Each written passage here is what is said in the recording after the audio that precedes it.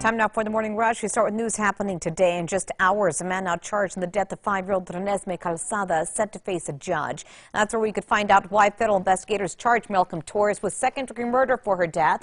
Torres is the ex-boyfriend of the victim's mother and the last person to see Renesmee before she was deemed missing. Erica.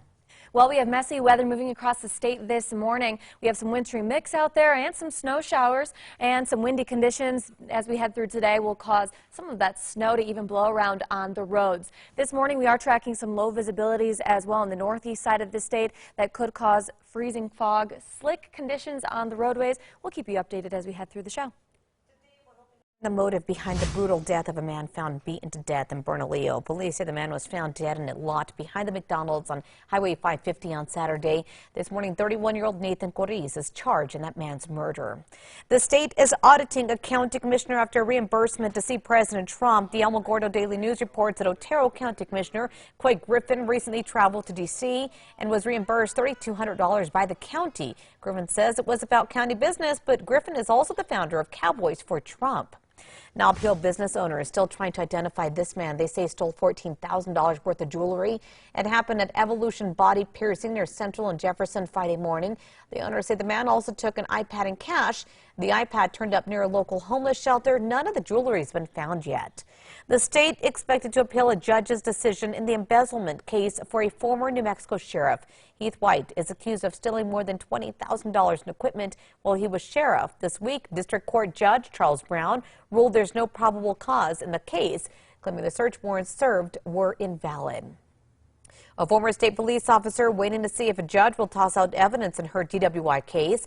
Back in February of 2018, Jessica Turner was found by Otero County deputies passed out in her truck. She wants a 911 call that led deputies to her thrown out. She's questioning how reliable the caller was, citing they didn't leave their name and said that she was a man. Erica.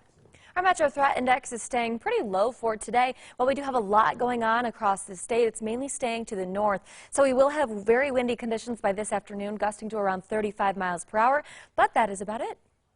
Chrysler recalling about 100,000 Ram 1500 pickup trucks. The recalls due to coolant leaks, which have been tied to reports of injuries and fires. The company says owners should monitor coolant levels, and if they're consistently low, they should contact dealers. The trucks were made from 2014 through 2019. All right, strong winds continue to threaten power lines and spark fires in California. Thousands of residents under evacuation orders this morning. Millions have had their power shut off to prevent more blazes. In the meantime, California's governor declaring a state of emergency. Winds are expected to die down today but regain strength again tomorrow. An Albuquerque man is hoping to scare some trick-or-treaters, all while giving back to those in need. For years, Brian Huskisson has been hosting a haunted house. This year, his haunted castle will be collecting canned food for families at YMCA. You can check it out tonight through Halloween from 6 to 8.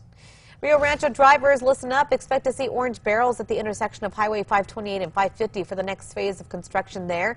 In this phase, crews will be adding 2 more lanes. Drivers should expect delays.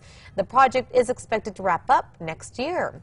On to news happening today. Drivers on the west side will see a new traffic signal being installed. NMDOT will be installing this at Coors and St. Joseph's. They say this traffic signal will have a flashing yellow arrow for southbound drivers turning left onto St. Joseph's.